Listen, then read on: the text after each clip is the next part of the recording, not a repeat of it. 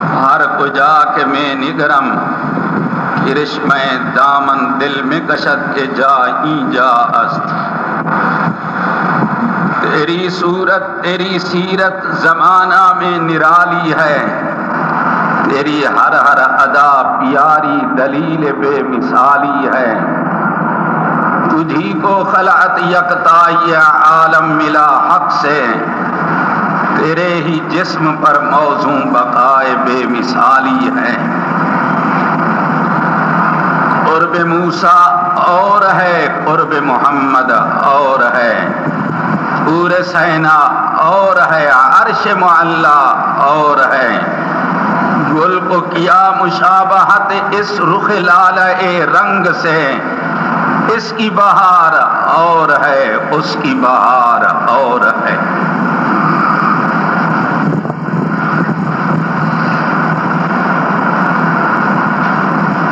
جامع مسجد فاروق اعظم حیدرآباد میں آج یہ جمعۃ المبارک پر بیان ہو رہا ہے. دعا کرو اللہ رب العالمین ہم سب کے دلوں میں کتاب اللہ حدیث رسول اللہ پر عمل کا ذوق عطا فرمائے. شب و روز، لیل و نہار، دن و رات کے لمحات و اوقات میں اللہ ہر مسلمان کو قدم قدم پر پیغمبر کی غلامی کا شوق عطا فرمائے. میں نے جو مختصر آیت پڑھی ہے اس پر کچھ باتیں عرض کرنا چاہتا ہوں. آیت کا ابتدا ہے محمد الرسول اللہ، سارے کہہ دو صلی اللہ علیہ وسلم.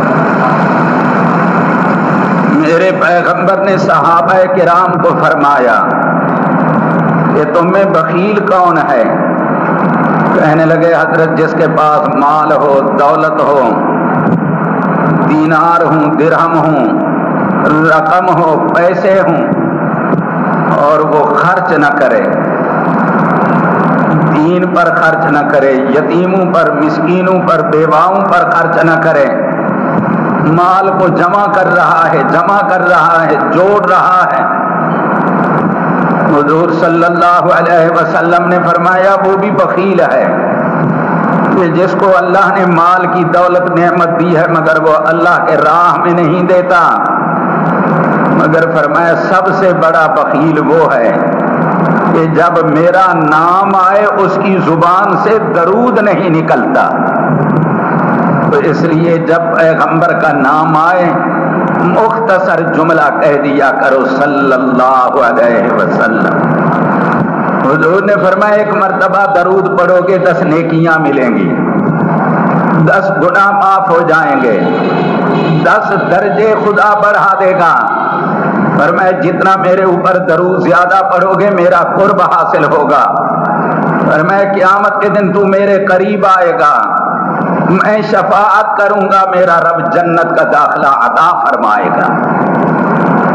تو اس لیے جب پیغمبر کا نام آئے تو کیا پڑھنا ہے؟ اور زور سے پڑھ لو، درود سے تو کوئی نہیں روکتا. جب پیغمبر کا نام آئے صلی اللہ علیہ وسلم، اللہ تجھے مجھے پیغمبر کے حکم پر سر تسلیم خم کرنے کی توفیق عطا فرمائے. فرمایا محمد الرسول اللہ. تمہیں سبق یاد نہیں ہوا؟ کیا کہنا ہے؟ پھر کہہ دو کیا کہنا ہے؟ میں نے یہ نہیں کہا، یہ نہیں کہا، یہ تو اپنی انگوٹھوں کی بات کرتا ہے، میں پیغمبر کی بات کرتا ہوں. اور اللہ نے پیغمبر کا نام ایسا بنایا کہ تیری اس بات کی ضرورت ہی نہیں.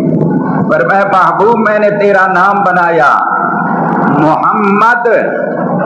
پہلی میم پر دونوں ہونٹ لب مل رہے، دوسری میم پر دونوں ہونٹ لب مل رہے. پر میں تیرا نام بنایا ہی اس طرح ہے کہ جو تیرا سچا امتی ہے وہ تیرا نام اتنے تک نہیں لے سکتا جب تک تیرے نام کو 2 مرتبہ بوسہ نہ دے دے۔ تو نے اپنی طرف سے بنا دیا کہ جب نبی کا نام آئے بس تیرا منہ ہی بند ہو جائے۔ میرا پیارا، میں تیری خیر خواہی کے لیے جملہ کہہ رہا ہوں، یہ کسی نے تجھے گھر کے دے دیا ہے، جب نبی کا نام آئے کیا کہنا ہے؟ خدا تمہیں پیغمبر کا سچا غلام بنائے، پیغمبر کی غلامی کا ذوق عطا فرمائے۔ حضور صلی اللہ علیہ وسلم نے فرمایا وہ بڑا بخیل ہے، بڑا بخیل ہے، بڑا کنجوس ہے کہ جب میرا نام آئے درود ہی نہ پڑھے۔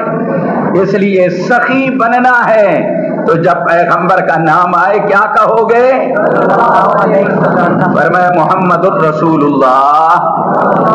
اب کوئی سبق سمجھ آیا کہ جب پیغمبر کا نام آئے تیری زبان پر یہ نورانی جملہ آ جائے، یہ نورانی کلمہ آ جائے۔ فرمایا جب تو صلی اللہ علیہ وسلم کہے گا اس زمین پر آسمان سے بارش کے قطرے اتنی نہیں برسیں گے جتنی تیرے بدن پر میری رحمت برسے گی۔ حضور صلی اللہ علیہ وسلم نے فرمایا اللہ نے میرے مختلف نام رکھے ہیں، کہہ دو سبحان اللہ۔ فرمایا میرا ایک نام محمد، ایک نام احمد، ایک نام ماہی، ایک نام حاشر، ایک نام عاقب۔ مگر محمد کہتے کس کو ہیں؟ محمد کہتے ہیں کہ اس دھرتی پر، اس زمین پر، اس فضا میں، اس جب میں، اس کائنات میں اللہ کے بعد کسی کی اتنی تعریف نہیں کی گئی جتنی میرے پیغمبر کی تعریف کی گئی۔ اور پیغمبر کی تعریف صرف درخواستی نہیں کرتا، صرف تو نہیں کرتا، پیغمبر کی تعریف انسان نے کی، پیغمبر کی تعریف حیوان نے کی، پیغمبر کی تعریف جنوں نے کی، پیغمبر کی تعریف درختوں نے کی، پیغمبر کی تعریف پہاڑوں نے کی، پیغمبر کی تعریف پانی نے کی، پیغمبر کی تعریف فرشتوں نے کی، پیغمبر کی تعریف چرندوں پرندوں نے کی، میرے پیغمبر کی تعریف ہر چیز نے کی۔ اتنی بات ہے کہ پیغمبر کی تعریف خود رب نے کی۔ فرمایا میرا نام محمد کہ اس دھرتی پر اللہ کے بعد کسی کی اتنی تعریف نہیں کی گئی جتنی حضور صلی اللہ علیہ وسلم کی تعریف کی۔ اور فرمایا میرا نام احمد بھی ہے۔ احمد کا کیا مطلب؟ فرمایا اللہ کی اس جہان میں کسی نے اتنی تعریف نہیں کی جتنی پیغمبر نے کی۔ اس لیے حضرت عائشہ رضی اللہ عنہا فرماتی ہے ایک رات حضور میری باری میں میرے گھر میں تھے، میں اٹھی تو حضور موجود نہیں۔ میرے دل میں خیال آیا شاید حضور کسی دوسری بیوی کے گھر چلے گئے، مگر پیغمبر کس طرح اٹھے؟ فرمایا فتح الباب رویدہ، اغلق الباب رویدہ۔ حضور نے ہلکی آواز سے دروازے کو کھولا، پھر ہلکی آواز سے دروازے کو بند کر دیا تاکہ عائشہ کی نیند میں خلل نہ آئے۔ حضرت عائشہ فرماتی ہے میں بیدار، حضور موجود نہیں، میں اٹھی، میں نے دیکھا ادھر دیکھا ادھر دیکھا، دروازے کے باہر دیکھا، چند قدم آگے گئی، میرا پیغمبر سر بسجود ہے، کہہ دو سبحان اللہ۔ فرمایا اتنی لمبا سجدہ، اتنی لمبا سجدہ کہ میں نے سمجھا شاید حضور دنیا سے رخصت ہو گئے۔ میں نے پیغمبر کے قدم مبارک پر ہاتھ لگایا، اپنے کان کو متوجہ کیا، میرے پیغمبر کی زبان، فیض ترجمان، نورانی اعلان، اللہ کی توحید کا بیان۔ حضور فرما رہے ہیں سبحان ربی الاعلی، میرا اللہ بلند و بالا ہے، میرا اللہ عیوب و نقائص شریکوں سے پاک ہے۔ حضرت عائشہ فرماتی ہے کچھ دیر کے بعد حضور نے سر سجدے سے اٹھایا، فرمایا عائشہ تو نے یہی سمجھا کہ میں امانت میں خیانت کروں گا؟ نہیں نہیں، جب تیری باری تھی میں دوسری جگہ جا ہی نہیں سکتا تھا۔ حضرت عائشہ فرماتی ہے حضور ایک ساری رات ایک آیت پر گزار دی، اللہم ان تعذبہم فإنہم عبادک وإن تغفر لہم فإنک انت العزیز الحکیم۔ یا اللہ میری امت تیری مخلوق ہے، اگر تو پکڑے تو تو مالک ہے، مولا بخش دے تو تو قادر ہے۔ ساری رات صحابہ فرماتے ہیں حضور رات میں اتنی عبادت کرتے ہیں کہ آپ کے پاؤں ورم مالود ہو جاتے۔ فرمایا میرا نام محمد بھی، میرا نام احمد بھی، اور میرا نام ماہی بھی ہے. ماہی کہتے ہیں کفر کو مٹانے والا، شرک کو مٹانے والا، بدعات رسومات کو مٹانے والا، اللہ سے تعلق جڑوانے والا. اور میرا نام حاشر بھی ہے. حاشر کا معنی، اور میں سب سے پہلے میں اپنی قبر مبارک سے کھڑا ہوں گا. کہہ دو سبحان اللہ. حضور نے فرمایا انا اول الناس خروجا اذا بعثوا. فرمایا جب دنیا اپنی قبروں سے اٹھے گی سب سے پہلے میں اپنی قبر مبارک سے کھڑا ہوں گا. انا قائدهم اذا وفدوا. جب ساری دنیا دربار الہی میں جائے گی قیامت کے دن سب کا قائد میں ہوں گا. انا خطیبهم اذا انصتوا. جب دنیا خاموش ہوگی قیامت کے دن میں مقام محمود پر کھڑے ہو کر خطبہ دوں گا. انا مبشرهم اذا یئسوا. فرمایا جب دنیا نا امید ہوگی قیامت کے دن میں ان کو خوشخبری سناؤں گا. انا مستشفعهم اذا حبسوا. فرمایا جب ساری دنیا رکی کھڑی ہوگی میں شفاعت کروں گا. مسند احمد کے اندر ہے ساری دنیا حضرت آدم علیہ السلام کے پاس جائے گی. اشفع لنا ربک. جلدی کرو سورج نیزے کے برابر ہے، زمین تانبے سے زیادہ گرم ہے، سفارش کرو اللہ جلدی حساب کتاب لے. حضرت آدم فرمائیں گے ان ربی قد غضب غضبا لم یغضب قبل مثل ولا بعد مثل. آج تو میرا رب اتنی ناراض ہے کہ میں جانے کی سکت نہیں رکھتا. مجھے ڈر ہے کہیں رب مجھ سے یہ نہ پوچھ لیں کہ تو نے گندم کا دانہ کیوں کھا لیا. ولیکن تو الی نوح. حضرت نوح علیہ السلام کے پاس جاؤ. حضرت نوح بھی یہی جواب دیں گے آج رب ناراض ہے کہیں اللہ مجھ سے یہ نہ پوچھ لیں کہ تم نے بیٹے کے بارے میں کیوں دعا کر لی. ولیکن تو الی ابراہیم. حضرت ابراہیم کے پاس جاؤ وہ بھی جواب دے دیں گے کہیں گے ولیکن تو الی موسیٰ. حضرت موسیٰ کے پاس جاؤ وہ بھی جواب دے دیں گے کہیں گے ولیکن تو الی عیسیٰ. حضرت عیسیٰ کے پاس جاؤ. حضرت عیسیٰ نے فرمایا ساری دنیا میرے پاس آئے گی، حضور بھی موجود ہوں گے، میں کہوں گا ھذا محمد الرسول اللہ. اگر کچھ بنے گا تو آج یہیں سے بنے گا. حضور نے فرمایا 1,24,000 انبیاء ان کی امتیں میری امت میرے پاس آئیں گے، میں کہوں گا انا لہا انا لہا. اس شفاعت کبریٰ کا حق آج اللہ نے مجھے دیا ہے. حضور نے فرمایا ہفتہ کے برابر جبین نیاز جھکاؤں گا، رو رو کر روٹھے رب کو مناؤں گا. آواز آئے گی ارفع راسک سل توتا اشفع تشفع استجب. تو جب محبوب تو نے جبین نیاز کو جھکایا اب میرا جلال جمال میں بدل گیا ہے. اب سر اٹھا کر مانگنا تیرا کام ہے، تیری امت کو جنت بھیجنا میرا کام ہے. حضور نے فرمایا میرا نام حاشر بھی ہے اور میرا نام عاقب بھی ہے. سب سے آخر میں سب کے بعد آنے والا نبی. کہہ دو سبحان اللہ. ہمارا پیغمبر خاتم النبیین. اب حضور کے بعد کوئی نبوت کا دعویٰ کرے وہ کذاب ہو.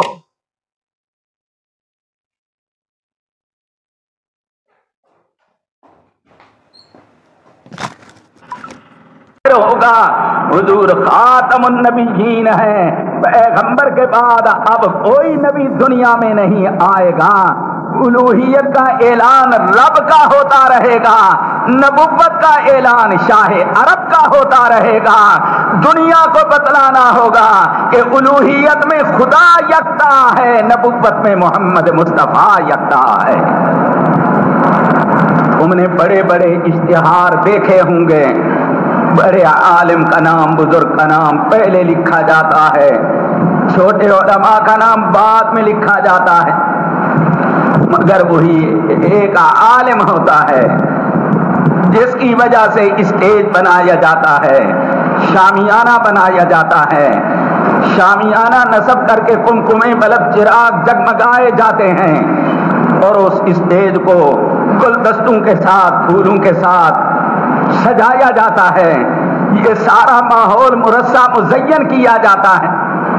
جہاں ایک مقرر آتا ہے وہ آخر میں آنے والے کی خوشخبری سناتا ہے، دوسرا آتا ہے خوشخبری سناتا ہے، تیسرا آتا ہے خوشخبری سناتا ہے. سب کے آخر میں وہی مقرر، وہی عالم، وہی بزرگ آتا ہے جس کی وجہ سے تم نے یہ ماحول بنایا. یہ تمہارا ماحول بنایا ہوا اور ایک رب کا ماحول بنایا ہوا. اللہ نے آسمان کا شامیانہ نصب کیا، اللہ نے زمین کا اسٹیج بچھایا. اس زمین کے اسٹیج کو گلدستوں سے، پھولوں سے، پتیوں سے، رنگ برنگ پھولوں سے مزین کیا، اور اس شامیانے پر سورج، چاند، ستارے، یہ کمکمے، بلب، چراغ لگا دیے، جگمگا دیا. اب اللہ نے اس اسٹیج پر حضرت آدم صفی اللہ کو بھیجا، حضرت نوح نجی اللہ کو بھیجا، حضرت ابراہیم خلیل اللہ کو بھیجا، حضرت اسماعیل ذبیح اللہ کو بھیجا، حضرت موسیٰ کلیم اللہ کو بھیجا، حضرت عیسیٰ روح اللہ کو بھیجا. 1,24,000 انبیاء آئے. جہاں نبی نے اپنا پروگرام بتلایا، وہ پروگرام کیا تھا؟ لا الہ الا اللہ. پڑھ لو لا الہ الا اللہ، لا الہ الا اللہ. اب حضرت آدم تھے، لا الہ الا اللہ، آدم صفی اللہ. اب حضرت نوح تھے، لا الہ الا اللہ، نوح نجی اللہ. اب حضرت ابراہیم تھے، لا الہ الا اللہ، ابراہیم خلیل اللہ. اب حضرت اسماعیل تھے، لا الہ الا اللہ، اسماعیل ذبیح اللہ. جب حضرت موسیٰ تھے، لا الہ الا اللہ، موسیٰ کلیم اللہ. اب حضرت عیسیٰ تھے، لا الہ الا اللہ، عیسیٰ روح اللہ. جب ہمارے پیغمبر کی باری آئی، اعلان ہوا لا الہ الا اللہ محمد الرسول اللہ. اب یہ کلمہ قیامت تک رہے گا اور پیغمبر کی نبوت کا اعلان بھی قیامت تک رہے گا. یہ اللہ نے پیغمبر کا شان بڑھایا، اللہ نے پیغمبر کا مقام بڑھایا. تم اپنے گھر کے اندر بکری رکھتے ہو، گائے رکھتے ہو، بھینس رکھتے ہو، چاچی بھی رکھتے ہو. شہر میں نہ ہو، باہر تو ہے. اب تم بکری، گائے، بھینس، اس کو چارہ دیتے ہو، پانی پلاتے ہو، اس کو چہل قدمی کراتے ہو، اس کی خدمت کرتے ہو. تمہارے پیش نظر گھی ہے. توجہ کرنا، میں ایک مسئلہ بتلانا چاہتا ہوں. یہ جانور سے تم نے دودھ نکالا، مقصود گھی ہے. جانور کو تم نے چارہ کھلایا، مقصود گھی ہے. جانور کو پانی پلایا، مقصود گھی ہے. اس دودھ کو تم نے گرم کیا، مقصود گھی ہے. اس کو تم نے دہی بنائی، مقصود گھی ہے. دہی کو تم نے بلویا، لسی بنائی، مقصود گھی ہے. لسی سے مکھن آیا، مقصود گھی ہے. مکھن کو دیگچی میں رکھا، مقصود گھی ہے. دیگچی کو چولہے پہ رکھا، مقصود گھی ہے. اب یہ گھی ارادے میں پہلے ہے. ابھی جانور خرید رہا ہے، ارادہ ہے گھی بناؤں گا، لیکن ظاہر ہونے میں یہ گھی بعد میں ہے. اسی طرح میرے پیغمبر کی نبوت اللہ کے ارادے میں حضرت آدم کی پیدائش سے بھی پہلے تھی، لیکن اللہ کی حضور کی نبوت کو جو ظاہر کیا وہ سب کے بعد. گھی تمہارے پاس آ گیا، گھی سے مٹھائی بنے گی، گھی سے لڈو بنیں گے، گھی سے سالن بنے گا، گھی سے پلاؤ زردہ بنے گا، گھی سے حلوہ شریف بنے گا. ساری پوڑیاں تم کھا گئے اور کہا مولوی حلوے کو پسند کرتے ہیں. تم نے بھی خام خام مولوی غریب کو بدنام کر دیا. کوئی کھاتا بھی ہوگا، اس میں بھی کوئی شک نہیں ہے کہ سارے حلوے آ جائیں. اب دیکھیں کہ گھی سے ہر چیز بن سکتی ہے، مگر گھی سے گھی، گھی سے گھی، گھی سے ہر چیز بنے گی مگر گھی سے گھی. حضور کی نبوت ہے. نبوت سے صداقت آئے گی، عدالت آئے گی، سخاوت آئے گی، شجاعت آئے گی، ریاضت آئے گی، جمال آئے گا، کمال آئے گا، نوال آئے گا، تحمل آئے گا، تجمل آئے گا، فقر آئے گا، رضا آئے گی، تسلیم آئے گی، دعا آئے گی، ہر ادا آئے گی۔ اس نبوت سے ریاضت کا ہر گوشہ آئے گا، مگر نبوت سے نبوت نہیں آئے گی۔ الوہیت اس پر ختم ہے، نبوت میرے محمد پر ختم ہے۔ ہمارا نظریہ ہے کہ حضور کے بعد اب کوئی نیا نبی، کہہ دو اب کوئی نیا نبی۔ کہتے ہیں یہ مسئلے نہ بیان کرو، یہ بھی فرقہ واریت ہے، چل رہی ہے فرقہ واریت کی بات۔ بابا تہیا کیا ہے، اپنے بدن کو ٹکڑے ٹکڑے کرا دیں گے، مگر نہ قرآن کو چھوڑیں گے نہ محمد کے فرمان کو چھوڑیں گے۔ یہ غلط بات ہے۔ ہمارے سامنے دنیا کی زندگی آ جائے کہ ہم رہیں گے، ہم کچھ کھائیں گے، ہم کچھ پئیں گے، ہم کچھ مکان بنائیں گے، نہیں نہیں، ایک وقت مرنے کا مقرر ہے۔ بہتر ہے کہ پیغمبر کی تعریف کرتے ہوئے مر جا، بہتر ہے کہ اللہ کی عبادت کرتے ہوئے موت کے دہانے پہنچ جا، بہتر ہے کہ اللہ کا نام لیتے ہوئے موت میں پہنچ جا۔ تمہیں ہمیں سب کچھ دینے والا کون ہے؟ حضور کے بعد کوئی نبی، کوئی نبی، کوئی نبی۔ پاکستان میں ایک پنجابی نبی چل گیا، آنکھ بھی ایک ہے، ایک آنکھ والا ٹرک نہیں چل سکتا تمہارے پاکستان میں، جس کی دو بتیاں نہ ہوں ایک ہو پکڑ لیتے ہیں۔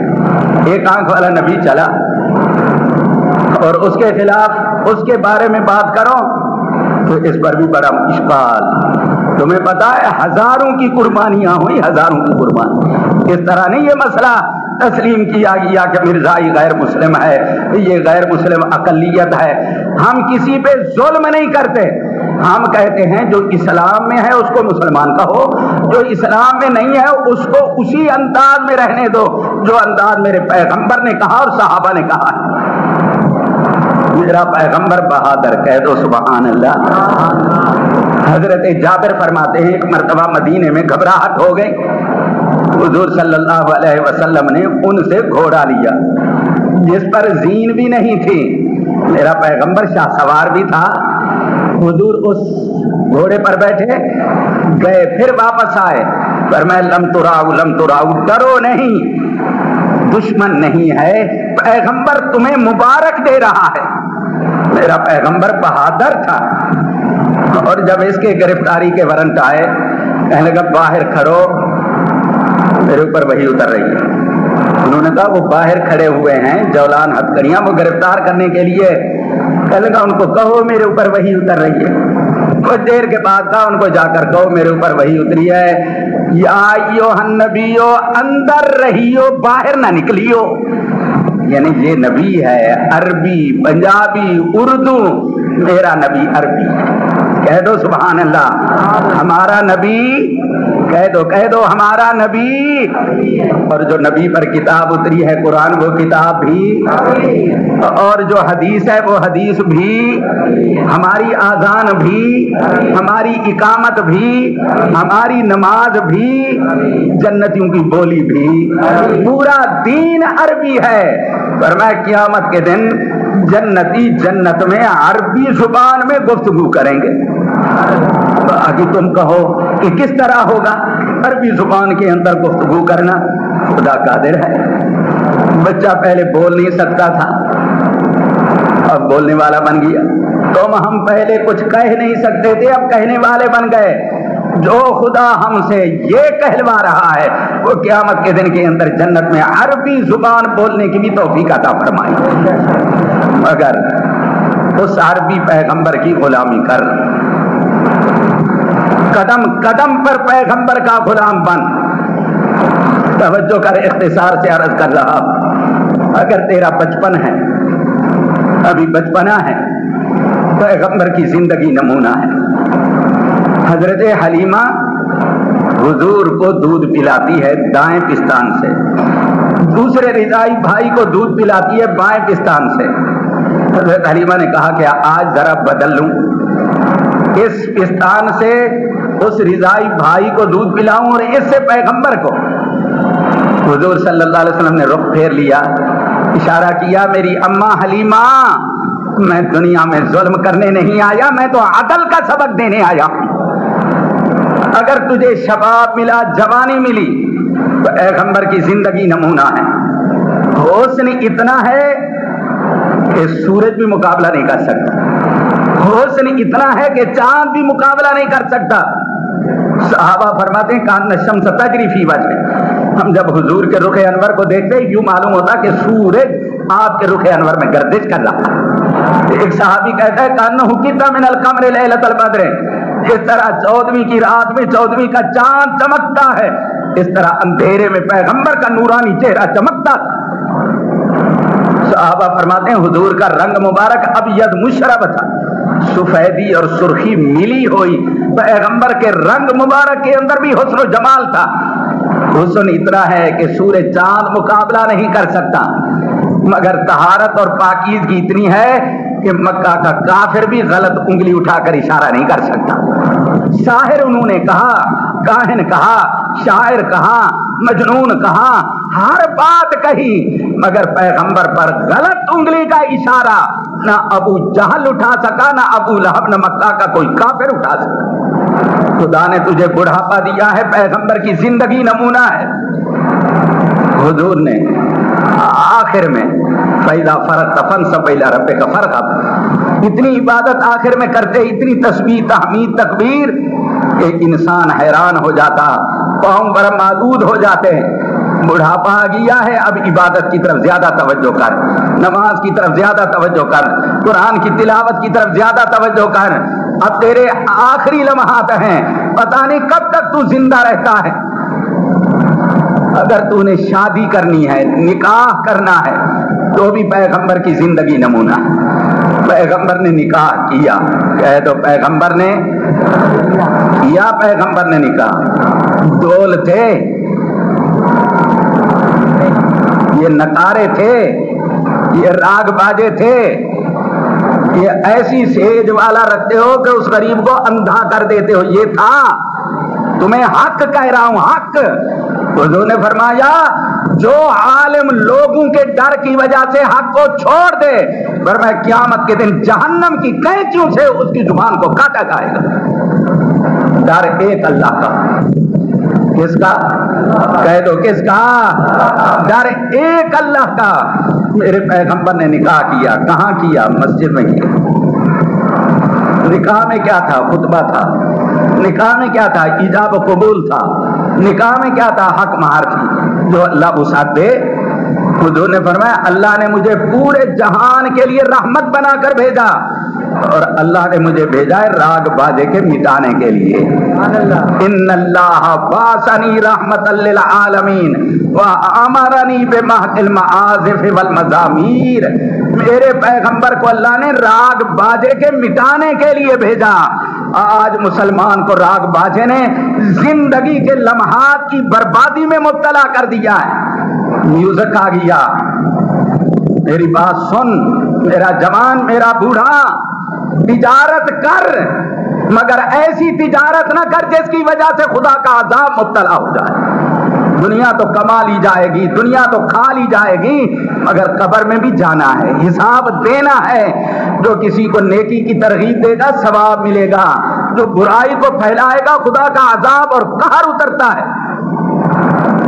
میرے پیغمبر نے شادی کی، پیغمبر نے شادی کی، حضور کی زندگی نمونہ ہے۔ اگر تو شادی شدہ ہو گیا، بیوی تیرے گھر آ گئی، حضور کی 11 بیویاں تھیں، 11 بیویاں، مگر حضور صلی اللہ علیہ وسلم نے ان میں عدل کیا۔ اس لیے اگر بیوی ہے عدل کر، اللہ عدل کی توفیق عطا فرمائے۔ شوہر پر بیوی کا حق ہے، اس لیے عدل کر۔ حضور جب غزوات میں جاتے قرا ڈالتے، جس کا قرا آتا اس کو ساتھ لے جاتے۔ پیغمبر پر ضروری نہیں تھا، مگر ان کے دل کو خوش کرنے کے لیے، عدل کو ظاہر کرنے کے لیے پیغمبر نے یہ عمل کیا۔ اپنے گھر میں جا کر تلقین کر، گھر میں بیوی آ گئی تو بیوی پر بھی خاوند کا حق ہے۔ خاوند امیر ہے اسی انداز میں گزارے، غریب ہے اسی انداز میں گزارے۔ یہ نہیں کہ خاوند بیچارے کے پاس زیادہ کچھ نہیں تو بیوی یہ چاہے کہ وہ مجھے بہت چیزیں لا کر دے۔ کسی نے لکھا کہ خاوند نے بڑی محنت کی، محنت کے ساتھ کپڑے لے آئے جتنی اس کی وسعت تھی، اس کا مزاج نیا تھا، کہنے لگی یہ کوئی کپڑے ہیں، یہ تو لیتھڑے ہیں۔ اس نے کہا چلو خوش کروں، جوتا لے آؤں اس کا۔ بازار گیا، جو اس کے پاس وسعت تھی جوتا لے آئے، کہا یہ جوتا پہن، کہنے لگی یہ کوئی جوتا ہے، یہ تو چیتڑے ہے۔ اسی انداز میں گزارے، یہ نہیں کہ خاوند بیچارے کے پاس زیادہ کچھ نہیں تو بیوی یہ چاہے کہ وہ مجھے بہت چیزیں لا کر دے۔ کسی نے لکھا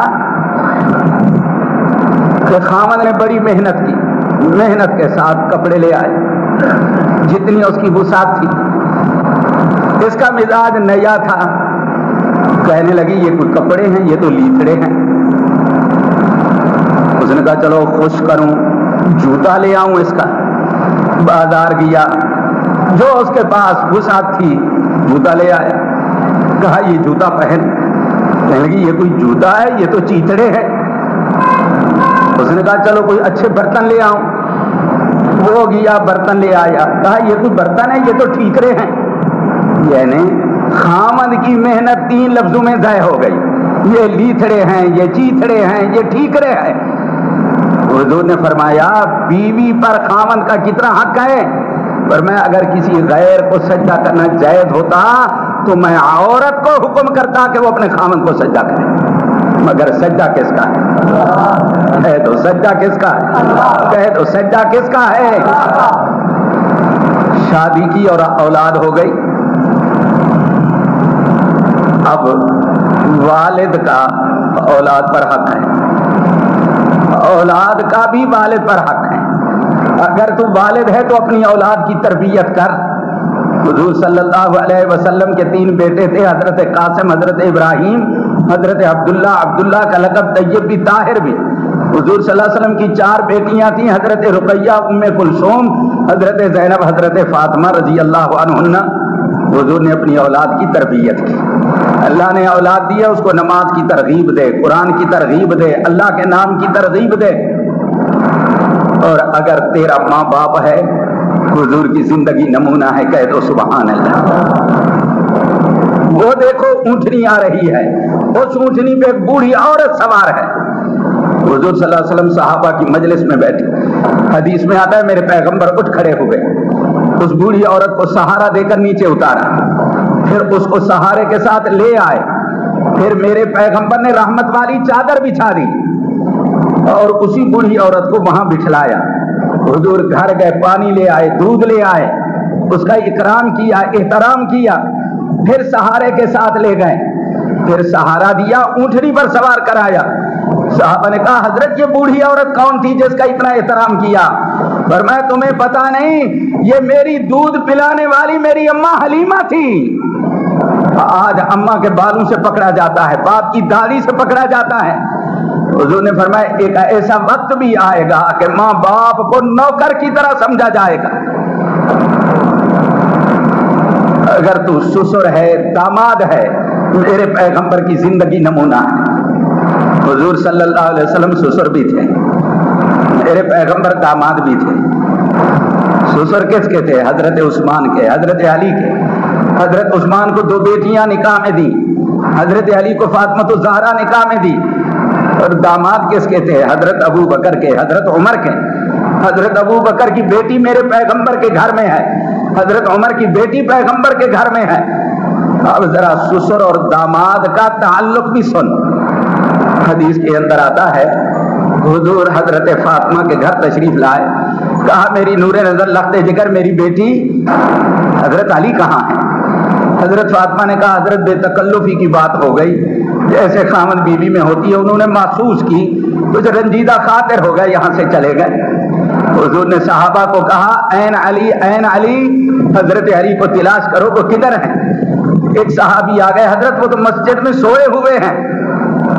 حیدرآباد والوں یہ سسر اور داماد کا تعلق ہے، ایک ایک بات پہ दामाद अलग है और बेटी 3-3 महीने 1 साल तेरे घर बैठी है, हराम है।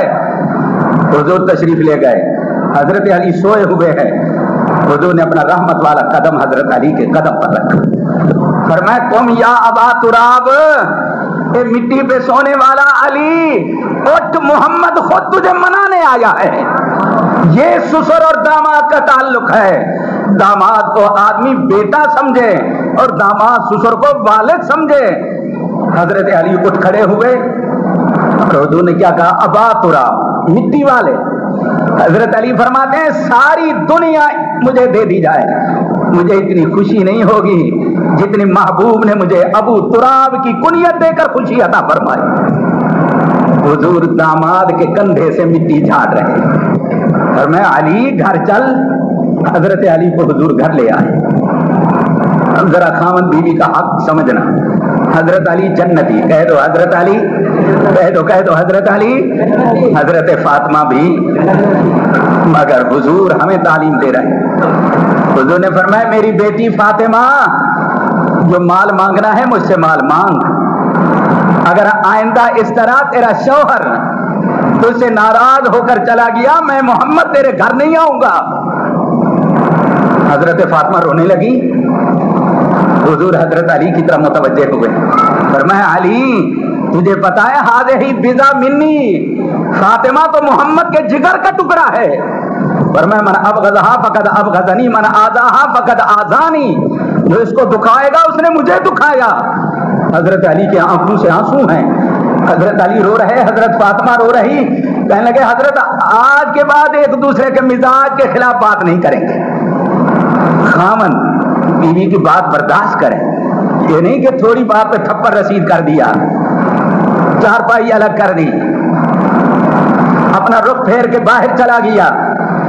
बीवी खामन की बात बर्दाश्त करे, ये नहीं कि थोड़ी सी बात हो गई, मिर्ची इतनी डाल दी कि खामन बेचारा खा ही नहीं सकता। नहीं, ऐसे नहीं। हुजूर ने फरमाया खामन बीवी में मोहब्बत का ताल्लुक होना चाहिए। अगर तू मजलूम है, हुजूर की जिंदगी नमूना, हुजूर पर जुल्म नहीं हुआ। उहद के मैदान में पत्थरों की बारिश बरसाई गई, मगर पैगंबर ने कहा अल्लाहुम्मा हद कौमी फ़इन्नहुम ला यालमून, अल्लाह मेरी कौम को हिदायत दे, ये मेरा मकाम नहीं पहचान। अगर तू फातेह है, पैगंबर की जिंदगी नमूना है। हुजूर ने मक्का फतह किया, हजरत बिलाल आ गए, सहाबा आ गए, कहने लगे हजरत आज तो बदला लेंगे। जिन्होंने ओझड़ियां डाली, कांटे बिछाए, पत्थर मारे, आज तो बदला लेंगे। पैगंबर का जुमला सुन, हुजूर ने फरमाया ठहर जाओ, अल यौम यौमुल मरहमा। फरमाया आज लड़ाई का दिन नहीं, आज तो मोहम्मद की रहमत का दिन है। और मेरे पैगंबर ने रहमत के मोती इस तरह बरसाए कि पूरी दुनिया मेरे मोहम्मद के कदमों में आई। अगर तू काजी है, फैसले कर रहा है, पैगंबर की जिंदगी नमूना है। पैगंबर मस्जिद में बैठते थे, जो भी आ जाए, अब तो 5-5 घंटे खड़े रहो, मस्जिद में मेरा पैगंबर बैठता, फैसले करते और अदल वाले फैसले करते। सहाबा ने भी वही फैसले किए। अगर तू नमाजी है, पैगंबर की जिंदगी नमूना है, मुअज्जिन है, पैगंबर की जिंदगी नमूना है। हुजूर सल्लल्लाहु अलैहि वसल्लम ने हजरत बिलाल को मस्जिद नबी का मुअज्जिन मुकर्रर किया। कह दो सुभान अल्लाह। हजरत बिलाल शक्ल के काले थे। एक मर्तबा हुजूर जा रहे तो हजरत अबू माजूरा, ये भी मुअज्जिन है मस्जिद नबी के, छोटे बच्चे थे। हुजूर करीब गए तो देखा कि वो आजान की नकल उतार रहे। हुजूर ने फरमाया बेटे क्या कर रहे हो? हजरत जो आपका मुअज्जिन है उसकी अजान की नकल उतार रहे हैं। हुजूर ने फरमाया अबू माजूरा को बेटा फिर वही नकल उतार। कहने लगा अशहदु अल्ला इलाहा इल्लल्लाह अशहदु अन्ना मुहम्मदर रसूलुल्लाह। मेरे रहमत वाले पैगंबर ने यूं सर पर रहमत वाला हाथ रखा, कहा अल्लाह यहां तक मैं लाया हूं, इसकी रग रग में इस्लाम की मोहब्बत तू अता कर दे। हदीस में आता है छोटा बच्चा वहीं खड़े हुए अपने साथियों से कहता है जाओ मेरे माँ बाप को कह देना अब मैं तुम्हारा नहीं रहा, मैं मोहम्मद का गुलाम बन चुका हूं। میرے پیغمبر کے اخلاق تھے، میرے پیغمبر کے اخلاق والی ایسی عظمت تھی۔ اور حضور نے بچوں کی بھی تربیت کی، حضور نے بچوں کو بھی تعلیم دی، بچوں کو بھی تلقین دی۔ اور حضرت بلال کا تمہیں پتا ہے، علماء سے سنتے ہو لیکن اس پر کبھی غور بھی کیا؟ شریر لڑکے گردن میں رسی ڈالتے ہیں، گلیوں میں کھینچتے ہیں، مگر بلال کہتے ہیں احد احد، سارے کہہ دو احد۔ اب تو تھوڑی سی تکلیف آئی، رخ پھیر دیا، فرمایا احد، ٹکڑے ہو جاؤں گا، اسے ایک کا نام نہیں چھوڑوں گا۔ حضرت بلال پر بڑی مار پڑتی لیکن اللہ نے شان بڑھا دیا۔ حضور نے فرمایا قیامت کے دن یہی بلال ہوگا جو اونٹنی پر سوار ہوگا، اس کی زین تنگ، رکاب، لگام، نکیل سونے کی ہوگی، دنیا دیکھے گی یہ کون ہے؟ فرمایا یہ وہی کالی شکل والا بلال ہے، آج اس کا نورانی چہرہ دیکھو کس طرح چمک رہا۔ فرمایا پوری دنیا کے مؤذن اس دن کے اندر نیچے ہوں گے اور پوری دنیا کے مؤذنوں کا حضرت بلال سردار۔ اذان دو، نماز پڑھاؤ، قرآن کی تلاوت کرو، قیامت کے دن نسب کام نہیں آئے گا میرے پیارے، میرے بزرگوں، نسب نہیں کام آئے گا۔ حضرت ابراہیم کا باپ آزر بت گر تھا، بت تراش تھا، بت فروش تھا، مگر خدا کے عذاب سے وہ بچ گیا۔ نبی کا باپ ہے، حضرت نوح کا بیٹا غرق ہو گیا، بچ گیا، نبی کا بیٹا ہے۔ حضرت نوح اور حضرت لوط کی بیویاں ہلاک ہو گئیں۔ معلوم ہوتا ہے نسب کام نہیں آتا، حسب بھی کام نہیں آتا۔ ابو جہل کے بعد بڑا مال تھا، ابو لہب کے بعد بڑا مال تھا، بڑی قوت طاقت سطوہ تھی، مگر ان کو مال کام نہ آیا، ان کو حسب کام نہ آیا، قومیت بھی کام نہیں آئے گی۔ یہ جو تیرے اندر ایک ادا پڑ گئی ہے، سیدی سین کو سلام، یہ تیرا جملہ ہے، قرآن کا جملہ نہیں، میرے پیغمبر کے فرمان کا جملہ نہیں۔ سید کا اگر نسب ہے، نسب کا احترام کر، مگر اس سید کی غلامی نہ کر جو میرے پیغمبر کی بغاوت کرتا ہے، داڑھی منڈائے، مونچھیں بڑھائے، کتے ریچھ کی لڑائی لڑائے۔ نہیں نہیں، سید وہی صحیح ہے جو میرے پیغمبر کا سچا غلام نظر آئے۔ قیامت کے دن کے اندر قومیت کام نہیں آئے گی، کوئی ارائی ہے، کوئی بلوچ ہے، کوئی راجپوت ہے، کوئی ریاستی پنجابی ہے، کوئی سندھی ہے، کوئی بلوچی پٹھان ہے، یہ چیزیں کام نہیں آئیں گی۔ قیامت کے دن میرے پیغمبر کی غلامی کام آئے۔ میں نے آیت پڑھی ہے محمد الرسول اللہ، سارے کہہ دو صلی اللہ علیہ وسلم۔ یہ محمد خود نہیں آیا، اس نے بھیجا ہے، اللہ کا رسول ہے محمد الرسول اللہ، لہذا اس نے بھیجا، اس کی اتباع کرے گا تیری کامیابی ہے، اس کی غلامی کرے گا دنیا آخرت میں کامیاب ہو جائے گا۔ اور غلامی کرنے والوں نے غلامی کی، بھوکے رہے پھر بھی پیغمبر کا در نہیں چھوڑا۔ حضرت ابو ہریرہ فرماتے ہیں میں حضور کے حجرے اور منبر کے درمیان گر پڑتا تھا۔ علماء طلباء توجہ کرو، کھانے کو بہت کچھ مل رہا ہے، ان طلباء کو دیکھو قرآن حدیث کے، وہ طالب جو میرے پیغمبر کے شاگرد تھے، فرمایا لوگ میری گردن کو پھاندتے، کہتے یہ مجنون ہے، دیوانہ پڑا ہوا، حالانکہ جنون نہیں تھا، تین دن سے کھانا نہیں ملتا، فاقے کی وجہ سے نڈھال ہو کر گر پڑتا تھا، مگر پیغمبر کی صحبت کو نہیں چھوڑتا تھا۔ حضرت ابو ہریرہ فرماتے ہیں بھوک نے بڑا پریشان کیا، راستے پہ بیٹھ گیا، کوئی آئے گا آیت کا مطلب پوچھوں گا، شاید کوئی سمجھ لے، گھر لے جائے، کچھ کھلائے۔ حضرت ابو بکر آئے، آیت کا مطلب پوچھا، چلے گئے۔ پھر حضرت عمر آئے، آیت کا مطلب پوچھا، چلے گئے۔ پھر تیسرے نمبر پر پوری کائنات کا سردار آیا، کہہ دو سبحان اللہ۔ اور اللہ نے وحی کے ذریعے بتلا دیا محبوب تیرا طالب بھوکا بیٹھا ہے، بہانہ بنا کر بیٹھا ہے، خیال کرنا۔ حضور نے فرمایا ابو ہریرہ کیوں بیٹھے ہو؟ حضرت اس آیت کا مطلب تو بتلا دو۔ فرمایا بہانہ بنا کر بیٹھے، مجھے پتا چل گیا تیرا چہرہ بتلا رہا ہے۔ حضرت اصل بات تو یہی ہے۔ فرمایا پھر میرے ساتھ چل، استاد بھی ایسا ہو، کہ شاگرد پر تکلیف آ جائے اس کو ساتھ لے جائے، اس کا ساتھ دے۔ چاند آگے ہے، ستارہ پیچھے ہے، پیغمبر آگے ہے، صحابی پیچھے ہیں، مقتدا آگے ہے، مقتدی پیچھے ہیں، حضور آگے، حضرت ابو ہریرہ پیچھے۔ حضور گھر تشریف لے فرمایا کچھ موجود ہے؟ گھر سے جواب ملا حضرت ایک دودھ کا پیالہ ہے۔ حضرت ابو ہریرہ فرماتے میرے کان میں آواز آ گئی ایک دودھ کا پیالہ ہے، ایک دودھ کا۔ میں خوش ہو گیا، چلو 3 دن کے بھوکے پیاسے ہیں، دودھ کا پیالہ ہے، کچھ تو فرق ہو جائے گا نا، بھوک پیاس ختم ہو جائے گا۔ حضور صلی اللہ علیہ وسلم دودھ کا پیالہ لے آئے، اور میرے دل میں تمنا آرزو تو یہی ہے کہ دے رہے۔ حضور نے فرمایا ابو ہریرہ تو بھی قرآن حدیث کا طالب ہے؟ وہ اصحاب صفہ تو چبوترے پر بیٹھ کر قرآن حدیث پڑھ رہے، وہ بھی قرآن حدیث کے طالب ہیں، ان کو بھی لے آ۔ میں نے کہا اچھا ہوا، ایک دودھ کا پیالہ مجھے ملتا، پورا نہ ہوتا، 70 کو لے آؤں کیا بنے گا؟ پھر میں نے دل میں خیال کیا کہ پہلا تو میں ہوں نا، تو پہلا میرا حق ہے۔ حضور پہلے مجھے کہیں گے ابو ہریرہ تو پی لے، میں 70 صحابہ کو لے آیا۔ حضور صلی اللہ علیہ وسلم نے فرمایا ابو ہریرہ جی آقا، فرمایا یہ دودھ کا پیالہ لے اور ان میں تقسیم کر۔ میں نے کہا یا کہ نشدوش، تو مجھے پہلے ملتا کچھ تو پی لیتا، 70 کے بعد کیا بچے گا؟ مگر بخاری شریف میں ہے، حضرت ابو ہریرہ فرماتے ہیں ادھر میری نگاہ حضور کے چہرے پر، ادھر میری نگاہ پیالے پر، فرمایا جس طرح چشمے ابلتے ہیں اس طرح پیالے سے دودھ کے فوارے نکل رہے تھے۔ ایک صحابی، دوسرا صحابی، تیسرا صحابی، 10 صحابہ، 20 صحابہ، 70 صحابہ نے دودھ پی لیا۔ پیغمبر کا معجزہ، پیغمبر کی دعا تھی۔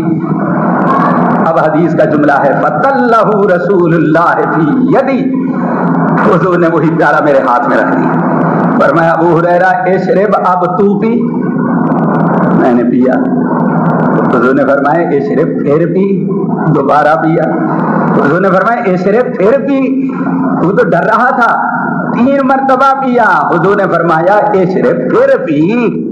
میں نے کہا حضرت ما فی بطنی موت ہے، محبوب اب میرے پیٹ میں جگہ نہیں رہی۔ حیدرآباد والوں، حدیث میں آتا ہے سب صحابہ کا بچا ہوا جھوٹا جس کو تو کہتا ہے، میرے پیغمبر نے آخر میں وہ دودھ نوش فرمایا۔ اسے بتلا دیا کہ مومن کا جھوٹا پاک ہے، مومن کے جھوٹے میں شفا ہے۔ ناراض نہ ہونا، پیر ہم بھی ہوتے ہیں، پیر آ گیا اس کے لیے گلاس الگ، اس کے لیے برتن الگ، اس کے لیے چھاپا الگ، اور اگر کسی نے گلاس میں پانی پی لیا اس کو دھو کے لیا، کیوں؟ جس نے پیا ہے وہ پلید ہو گیا۔ یہ تیری میری رسم ہے، اور جو ساری کائنات کا سردار ہے، پوری دنیا سے افضل ہے، وہ تو صحابہ کا جھوٹا پی رہا ہے۔ اس نے تو نہیں کہا کہ اس کو دھو آؤ، اس کو صاف کر رہا ہو۔ حضور نے فرمایا مومن کے جھوٹے میں بھی شفا ہے، کہہ دو سبحان اللہ۔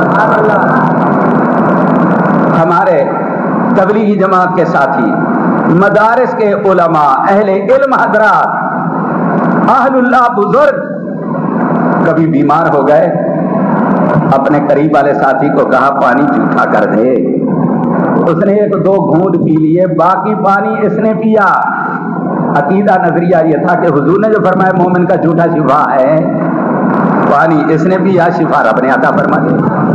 حضرت عائشہ رضی اللہ عنہ فرماتی ہے میں نے حضور کی قمیص مبارک چھپا رکھی، جو بیمار آتا یہ آستین پانی میں بھگو دیتی۔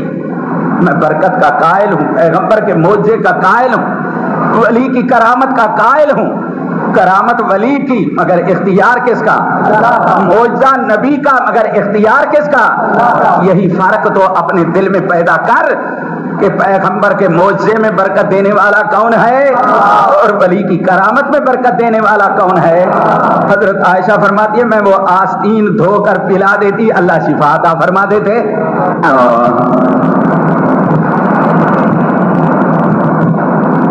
حال میں، حرکات میں، سکنات میں، جذبات میں، کھانے میں، پینے میں، چلنے میں، پھرنے میں، ہر ادا میں پیغمبر کا غلام بن جاتا۔ حدیث کے اندر آتا ہے ایک صحابی گئے، بڑے بڑے لوگوں کی مجلس تھی، اس میں عمرا بادشاہ جمع تھے، کھانا سامنے آ گیا، کھانا تو کہے تو ایک لقمہ گر کے نیچے گر گیا، लुकमे को उठाया, तिनके साफ किए, फिर खा लिए। किसी ने कहा ये तो मुतमद्दिन इलाका है, ये तो मुहज्जब लोग हैं, तुमने इस तरह किया, जो लुकमा नीचे गिर गया उसको साफ करके खा लिया, ये क्या कहेंगे? अब उसका जुमला सुनो, कहता है अत्रुक सुन्नत हबीबी लिकौले हाउलाइल हुमका। बहुत बड़ा जुमला कहा अगर इनको तुम मुतमद्दिन कहते हो और इसको हकीर समझें तो इन बेवकूफों की वजह से मैं अपने महबूब की सुन्नत छोड़ दूं। एक सहाबी का एक बाल था, दाढ़ी का एक बाल, कितनी, उसको किसी ने कह दिया, अपनों में से कह दिया, यार ये बाल कभी इधर होता है कभी इधर, हंसी करते हैं लोग, इसको कटा दे। उसने कहा खुद कट जाऊंगा, मोहम्मद की सुन्नत को नहीं कटाऊंगा। मेरे प्यारे, तुम मुझसे नेक, तुम मुझसे अच्छे, तुम मुझसे आला, मगर मैं खैर खाही के तौर पर एक जुमला कहना चाहता हूं, अपने जवानों से कहना चाहता हूं, अपने बूढ़े बुजुर्गों से कहना चाहता हूं कि पैगंबर की ये सुन्नत को आबाद कर लो। हदीस में आता है कान लिह्या रसूलिल्लाह यमला सदरा, हुजूर की दाढ़ी मुबारक आपके सीने को भर खड़ी होती थी। इस सुन्नत को आबाद करो। इस वक्त इस सुन्नत को ज्यादा मिटाया जा रहा है, इस सुन्नत को आबाद कर। एक शायर थे बहुत बड़े, पैगंबर की उन्होंने तारीफ की। एक आदमी ने उनके अशआर को सुना, अशआर सुन के उसने कहा कि जिसने नबी की इतनी तारीफ की है मैं जरा उसको देखूं तो। आए, पूछा, उन्होंने कहा उनका वो घर है। वहां गए, देखा वो दाढ़ी मुड़ा रहा था, आंखों से आंसू आ गए। कहने लगा वो मैंने तो तेरे अशआर सुनकर दाढ़ी रखाई और तू दाढ़ी मुड़ा रहा है। अब उसने अपनी शायरी के अंदाज में कहा आगा रीशरा में तराशम अलाइकन दिल कसेरा न में खराशम। ये बाल कटवा रहा हूं, किसी का दिल तो नहीं दुखा रहा, मगर वो भी साहिब था, साहिब निस्बत था। कहने लगा वलेकिन दिले रसूलुल्लाह में खराशी, तो किसी का दिल नहीं दुखा रहा मगर रोजे में मोहम्मद का दिल दुखा रहा है। मेरा जवान भाई, पता नहीं रात तक भी होंगे ये कब्र में चले जाएं। हर एक की मैयत को कंधों से उठा के कब्र में उतार चुके हैं। अब भी कहना चाहता हूं, अपने दिल के अंदर ये तहैया कर कि आज के बाद हम पैगंबर की सुन्नत को जिंदा करें। मेरी आदत है, हाथ नहीं उठवाते, खड़ा नहीं करते, रब से मांगते हैं अल्लाह इनके दिलों में अपने महबूब की सुन्नत की अज़मत डाल। ये गफलत होती है, ये नहीं कि इंसान नबी की सुन्नत से कोई इनकार कर रहा है, बगावत नहीं, ये गफलत होती है। अल्लाह ये गफलत खत्म कर दे। हजरत मौलाना सैयद इस्माइल शहीद रहमतुल्लाह अलैह के पास एक मुरीद आ गया। मुरीद आया, हजरत ने कहा दाढ़ी रख ले, हुज्जत कर। तो उसने भी हुज्जत से कह दिया कि हजरत ये दाढ़ी रखना खिलाफ फितरत है, क्योंकि जब बच्चा पैदा होता है ना तो दाढ़ी तो नहीं होती, खिलाफ फितरत है। हजरत इस्माइल शहीद रहमतुल्लाह अलैह ने फरमाया ये दांत भी खिलाफ फितरत है, कि जब बच्चा पैदा होता है दांत होते हैं तो फिर इसको भी तुड़वा दो। हजरत मैं तो अपनी गफलत में था, मुझे अब बात समझ आई, अब मैं अहद करता हूं कि पैगंबर की सुन्नत को जिंदा करूं। थोड़ी सी गफलत होती है, गफलत हट जाए, और खुसूसन मैं अपने बूढ़े बुजुर्गों से तो कहूंगा कि आप तो पक्का पुख्ता तहैया कर लो नबी की इस सुन्नत के जिंदा करने का, क्योंकि वहां यही सवाल है मन रब्बों का, मन नबियों का, मादीनों का।